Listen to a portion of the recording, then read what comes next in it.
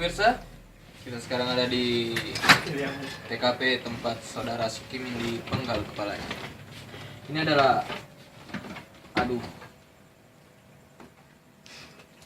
ini adalah tas yang sering dipakai Sukimin dalam beraktivitas malam, pemirsa. Isinya sudah tidak ada. Kita akan amankan pemirsa. Ini adalah tas yang sering ditempati Sukimin. Wah, ada kondom, pemirsa. Ada beberapa kondom. Sukimin juga suka memoles wajahnya memakai kiwi, pemirsa. Ini adalah dompet Di mana? yang berisi kemungkinan korban dibunuh setelah dari ini nih, Cinema 21. Kali-kaliban. Isinya sudah raib.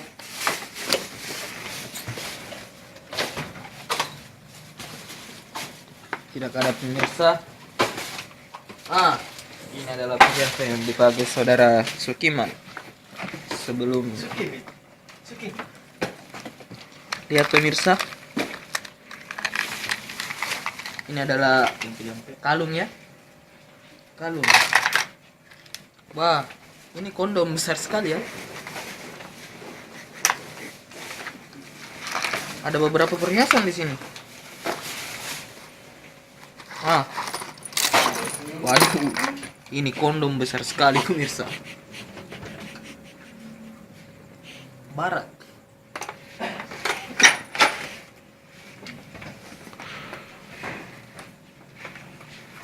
Kita akan lihat berapa tabungan dari saudara Sukiman.